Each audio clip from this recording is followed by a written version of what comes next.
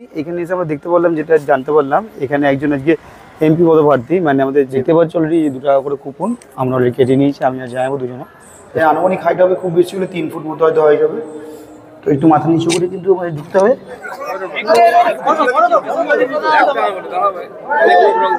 পরপর একই রকম দেখতে তোমাদের আমরা সামনে এন্ট্রি করার আগে একটা নোটিশ দেখতে পারলাম, যেখানে লেখা রয়েছে যে যদি তোমরা কেউ নন্দী পার্ক, যেখানে একটা শিব জিনিস হচ্ছে একসাথ যেমন জপমালা হয়, হ্যাঁ ওই জপমালার আকারে তৈরি করা আছে। কফিও দেখতে পাচ্ছেন, দ্য কফি অফ অরিজিনাল ডিট, জন্ম বৃত্তান্ত সব দেওয়া রয়েছে, মহতাব। এমনি পুজো দেওয়া হয় প্রতিদিন, এমনি সব মন্দিরে পুজো দেওয়া হয়। আমরা এই চলে এসেছি এই যে 109 নম্বর যে শিব মন্দির বলা হয়।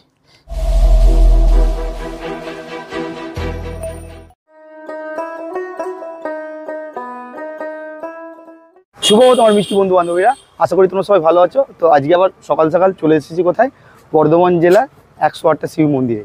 তোমাদেরকে বলেছিলাম এর আগের ভিডিওতে যে আমরা বোলপুর থেকে ফেরার পথে আমরা এই 108টা মন্দির অবশ্যই তোমাদের দর্শন করবো।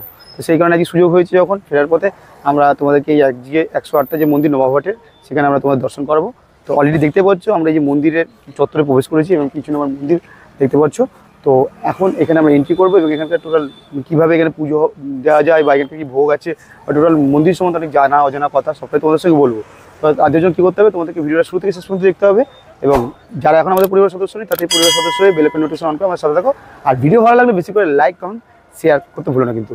তো চলো বন্ধুরা, বেশি কথা বাড়াবো না। তো ভিডিও শুরু করার আগে বলে দিই, এখানে এসে আমরা দেখতে পারলাম, যেটা জানতে পারলাম, এখানে একজন আজকে এমপি পদপ্রার্থী, মানে আমাদের যে বিজেপির দিলীপ ঘোষ এসেছেন। তো চলো দেখি ওনার সঙ্গে আমাদের সাক্ষাৎ হয় কিনা, যদি সুযোগ হয় তোমাদেরকে অবশ্যই আমার ভিডিওতে দেখাবো। তো চলো আমরা ভিডিও বেশি কথা না বাড়ি এখান থেকে শুরু করছি। চলো লেটস স্টার্ট।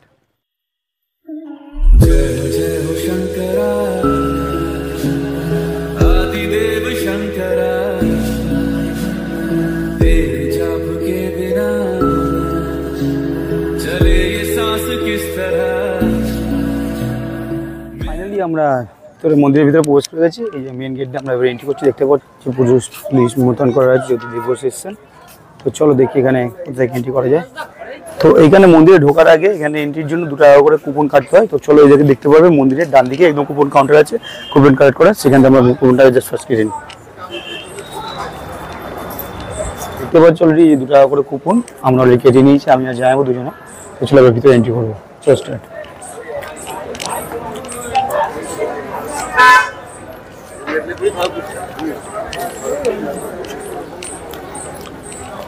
আমরা অলরেডি এই যে মন্দিরের ভিতরে প্রবেশ করে গেছি। তো দেখতে পাচ্ছি এই মন্দির আমার দেখায়, মন্দিরের বাঁ দিক দিকেও শিব মন্দির আছে, ডান দিক দিকেও মন্দির। এই যে ঢুকেই বাঁ দিকে শিব মন্দিরগুলো, 5 বিশিষ্ট শিব মন্দির। চলো ভিতরে একটু এন্ট্রি করে দোকান দেখায়। দেখতে পাচ্ছি এটা নিচে ঢুকতে হবে। এই যে একটা কষ্টিপত্রের শিবলিঙ্গ, উপরটা দেখতে পাচ্ছি গম্ভীর আকৃতির। হর হর মহাদেব, এই যেরকম শিবলিঙ্গ রয়েছে।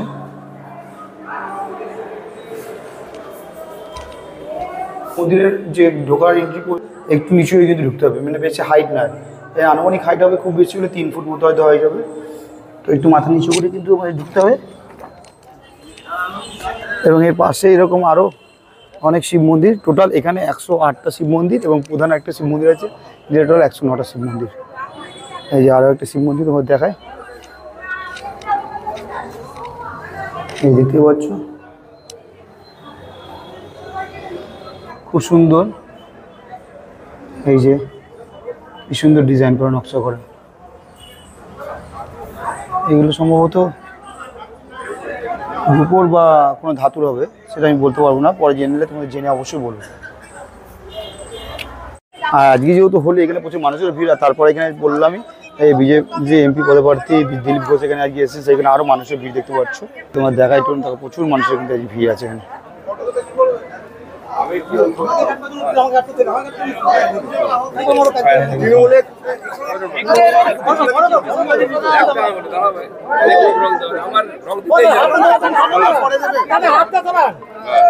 ফাইনালি বন্ধুরা চলো তোমাদেরকে অলরেডি এইখানে যে দুদিকে দুটো চারটে মন্দির দেখিয়ে দিয়েছি।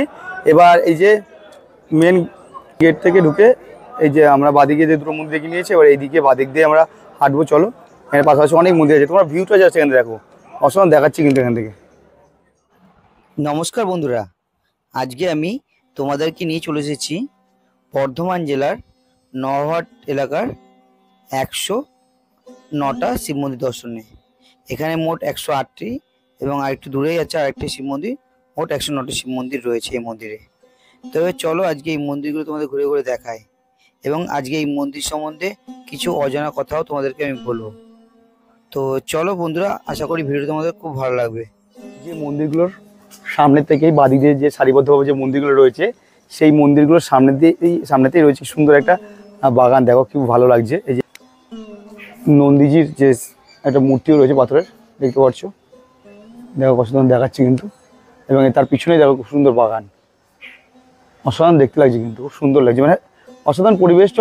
এই যে এই গরমে যদি সময় তোমরা কাটাতে চাও পরিবারকে নিয়ে, বন্ধু বান্ধবকে নিয়ে, তো অবশ্যই তোমাদের এই শিব মন্দির আসতে হবে। 108টা শিব মন্দির বর্ধমানে। এই যে রটার যে শিবলিঙ্গ এই এক সারি দিয়ে যে শিব মন্দিরগুলো আছে, তার উল্টো দিকেই তোমরা দেখতে পাবে বাগানের ভিতরে একটা মন্দির বানানো হয়েছে, কি সুন্দর দেখাচ্ছে কিন্তু। এবং সামনে দেখো হনুমানজি রয়েছে, তোমাদের ক্লোজ করে দেখায়, রাম সীতা এবং সামনে হনুমানজি, এবং তার সামনে কত সুন্দর ফুল গাছ দিয়ে সাজানো রয়েছে, এবং মন্দির চূড়াটা দেখো অসাধারণ দেখাচ্ছে। এই মন্দিরটি প্রতিষ্ঠা হয়েছিল আনুমানিক 236 বছর আগে। এই মন্দিরটি প্রতিষ্ঠা করেছিল তৎকালীন মহারানী ভীষণ কুমারী। 1788 খ্রিস্টাব্দে এই মন্দিরের কাজ শুরু হয় এবং মন্দিরের কাজ শেষ হয়েছিল 1790 খ্রিস্টাব্দে। সেই সময় এই বর্ধমানের নবহামার গ্রামে মহামারী দেখা দিয়েছিল এবং সেই মহামারীতে প্রচুর মানুষের মৃত্যু হয়েছিল এবং নিজের স্বজনদের হারিয়ে গ্রামবাসীরা শোকে আচ্ছন্ন হয়ে পড়েছিল। তখন সেইখানকার জমিদার মহারানী ভীষণ কুমারী গ্রামের মানুষদের ঈশ্বরমুখী করে তোলার জন্য এই 108টি শিব মন্দির প্রতিষ্ঠা করেন।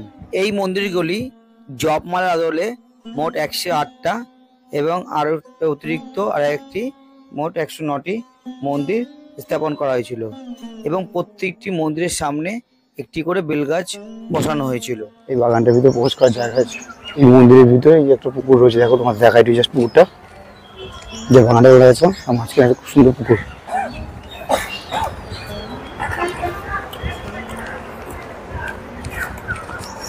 ভিউটা দেখো পুরো টোটাল পুকুরটা।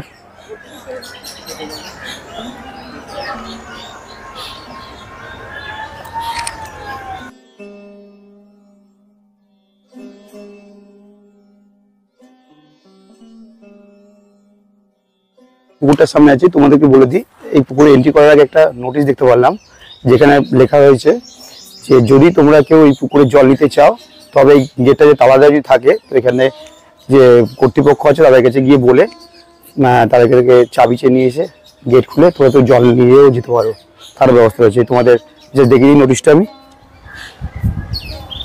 এই যে জল নেওয়ার প্রয়োজন হলে মাকে গেছে চাবি আছে, চেয়ে নিয়ে জল নেবেন এবং চাবি যথাস্থানে ফেরত দেবেন। দেখতে পাচ্ছ দেখে এগোই, দেখে আর কত মন্দির আছে এখানে। টোটাল 108টা মন্দির, মানে প্রচুর সময় লাগবে কিন্তু এখানে মানে ঘুরে দেখতে। তো চলো, সময় যেহেতু আমাদের হাতে আছে, আমরা তোমাদের ঘুরে দেখাবোই। চলো সামনে আবার দেখা করবো। এই মন্দিরটি প্রতিষ্ঠার সময় এখানে লক্ষ লক্ষ সাধুর উপস্থিত ঘটেছিল এবং তখন রাজপরিবারের সদস্যরা সেই সমস্ত সাধুদের পদধূলি সোনার কলসিতে রেখে দিয়েছিলেন। এই মন্দিরের গঠনশৈলী একই রকম। উড়িষ্যার বালেশ্বর মন্দিরের আটচালার নকশার আদলে নির্মিত হয়েছে এই মন্দিরটি। মন্দিরটির অবস্থান যেমন পাশাপাশি, তেমনি প্রতিটি মন্দিরের সামনেই আছে খোলা বারান্দা এবং প্রত্যেকটি মন্দিরে একটি করে দরজা রয়েছে এবং সব মন্দিরগুলোতেই রয়েছে কোষ্ঠীপত্রের কালো শিবলিঙ্গ। এই মন্দিরে প্রতিদিন নিয়মিত পুজো হয়। এই মন্দির খোলা থাকে প্রতিদিন সকাল 7টা থেকে সন্ধ্যা 7টা পর্যন্ত, এবং সারাদিন এখানে পুজো দেওয়া হয়। এছাড়াও বছরের বিশেষ দিনগুলোতেও এখানে পুজো হয়ে থাকে, যেমন শিব চতুর্দশী এবং অন্যান্য বিশেষ তিথিতে, এবং নীল ষষ্ঠীর সময় এখানে বিশেষ পুজো হয়ে থাকে। তো সামনে যেহেতু নীল ষষ্ঠী, তো চলো তোমাদেরকে আর কি নীল ষষ্ঠী সম্বন্ধে কিছু কথা আমি বলি। নীল ষষ্ঠী হলো হিন্দুদের একটি অনুষ্ঠান। প্রত্যেকটি ঘরের মহিলারা তাদের সন্তানদের মঙ্গল কামনার উদ্দেশ্যে এই পুজো করে থাকেন। নীল পুজোর একটি ব্রতকথাও আছে। পুরানো কালে এক বামুন আর বামুনি ছিলেন। তারা অতি ভক্তি করে নানা ব্রত পালন করলেও তাদের সন্তান বেশি দিন বাঁচত না। এইরকমভাবে দিন কাটানোর সময় একদিন কাশীর গঙ্গাঘাটের উপরে বসে দুঃখে দুজনা কাঁদছিলেন। এই দেখে মা ষষ্ঠী বুড়ি বামুনের বেশ ধরে এসে তাদের জিজ্ঞাসা করেন, তোরা কাঁদছিস কেন? তখন ওই বামুনি মা ষষ্ঠীকে তাদের দুঃখের সমস্ত কথা বলে। এই কথা শোনার পর মা ষষ্ঠী তাদেরকে জিজ্ঞাসা করেন, তোরা ষষ্ঠী পুজো করেছিস কিনা? বামুনি তোদের সেইটা আবার কি? ওই ব্রত কথা তো আমরা জানি না। তখন মা তাদের বলেন, সমস্ত চৈত্র মাস সন্ন্যাস করে শিব পুজো করবে, তারপর সংক্রান্তির আগের দিন সমস্ত দিন উপোস করে সন্ধ্যে নাগাদ নীলাবতীর পুজো করে নীলকণ্ঠ শিবের ঘরে বাতি জ্বেলে দিয়ে মা ষষ্ঠীকে প্রণাম করে তবে জল খাবে। ওই দিনটিকেই নীল ষষ্ঠীর দিন বলা হয়। এই কথা বলে বামুনি বেশ ধরে মা ষষ্ঠী অদৃশ্য হয়ে যায়। এরপর বামুন ও বামুনি ভক্তি ভরে নীল ষষ্ঠী পূজা করেন। এরপর থেকে তাদের ছেলেমেয়ের কোনো অঘটন ঘটেনি, তারা সুস্থভাবে বেঁচে থাকে। এইভাবেই শুরু হয় নীল ষষ্ঠীর পুজো। দেখতে পারবে এরকম একটা বট গাছ রয়েছে এবং সেখানে সমস্ত ভক্তরা এসে তাদের মনোকামনা পূরণের উদ্দেশ্যে এই যে ঢিল বা বিভিন্ন রকম জিনিস সুতোতে গিট বেঁধে যায়। এই যে গাছটা অশ্বত্থ গাছ রয়েছে তার পাশেই একটি মানত মন্দির পার্ক দেখায় তোমাদের।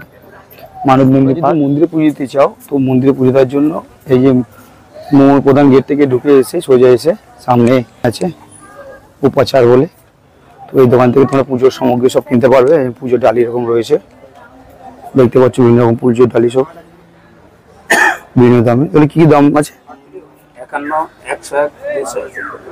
আচ্ছা, দেখতে পেলে তোমরা বিভিন্ন দামে এখানে সব পুজোর ডালি রয়েছে, এখানে কিনতে পারো তোমরা। আবার এমনি খুচরো নিলে সেটাও হবে।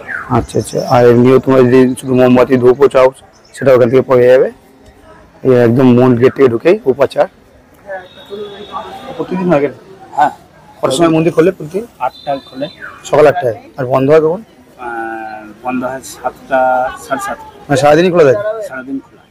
আচ্ছা, আর এখানে কোনো ভোগের ব্যবস্থা কিছু থাকে? না, ভোগের কোনো থাকে না। বাৎসরিক পুজো এমনি কখন হয় এখানে? এটা শিবরাত্রি। ওই শিবরাত্রির দিন। তারপরে তো আপনার গুরু পূর্ণিমায় একটা হয়, এমনি ওই হোম টুম হয়। তারপরে তো আর একটা হয় ওই রাস পূর্ণিমায়। রাস পূর্ণিমা। আচ্ছা, এখানে টোটাল কতগুলো শিব মন্দির আছে? 108 আছে, বাইরেটা নিয়ে 109। বাইরে কোথায় আছে একটা? এই সোজা গেট দিয়ে যে বেরিয়ে দেখবেন একটা মন্দির আছে। আচ্ছা, ওটা টোটাল ধরে 109টা।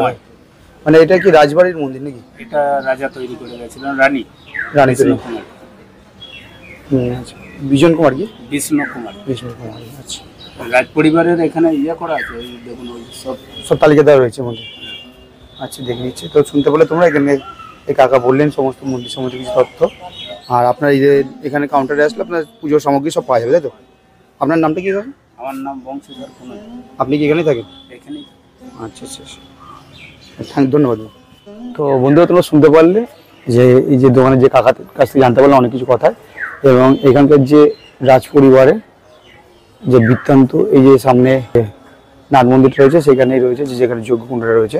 এই যে রাজ পরিবারটার ইতিহাস, এই যে নাট মন্দিরটা রয়েছে তার একদম দেয়ালে তো সব করা রয়েছে, দেখা যায়। দেখতে পাচ্ছ আমরা অনুমতি নিয়ে এখানে এসেছি।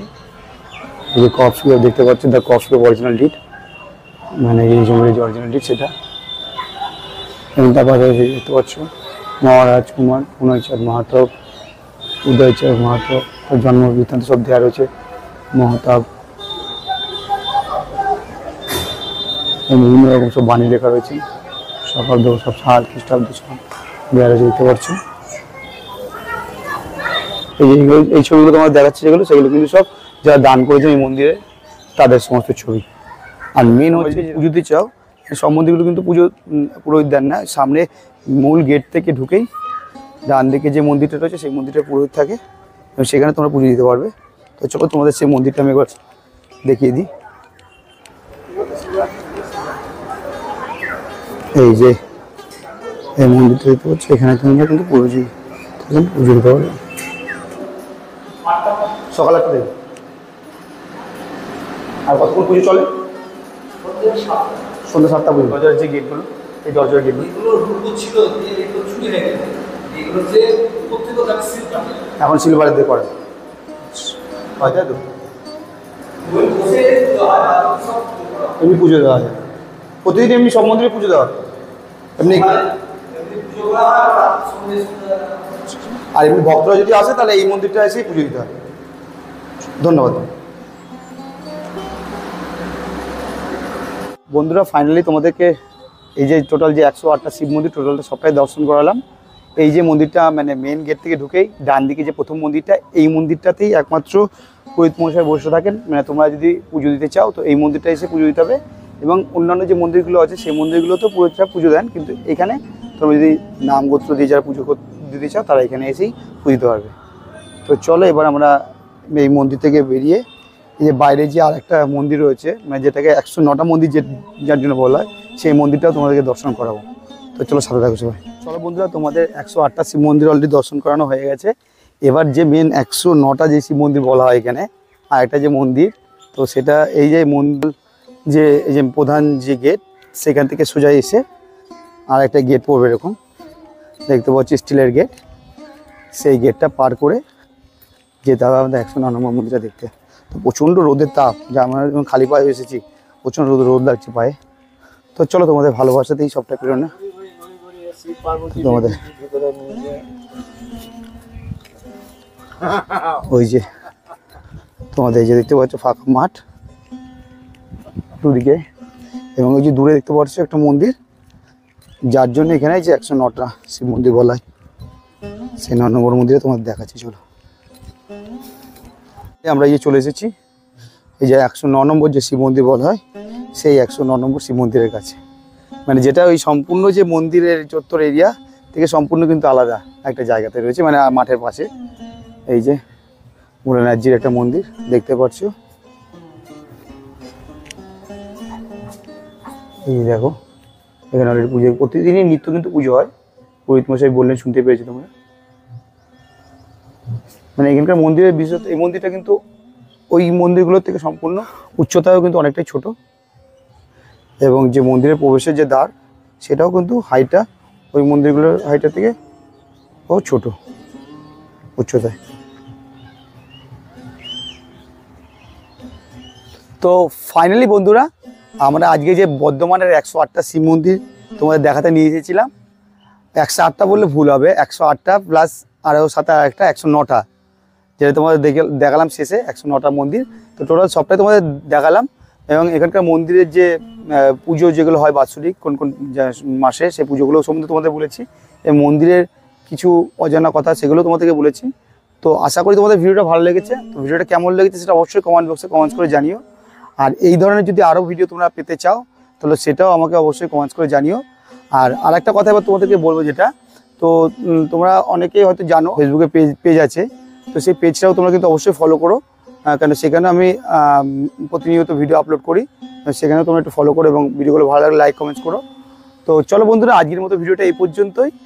আগামী আবার খুব তাড়াতাড়ি এই ধরনের কোনো নতুন ভিডিও তোমার সাথে দেখা হবে, এবং তোমরাও কী ধরনের ভিডিও চাইছো সেটা আমাকে অবশ্যই কমেন্টস করে জানিও। তো সবাই ভালো থাকো, সুস্থ থাকো। তো চলো বন্ধুরা, খুব তাড়াতাড়ি আবার তোমাদের সঙ্গে নেক্সট ভিডিওতে দেখা হচ্ছে। টাটা বন্ধুরা, সি ইউ।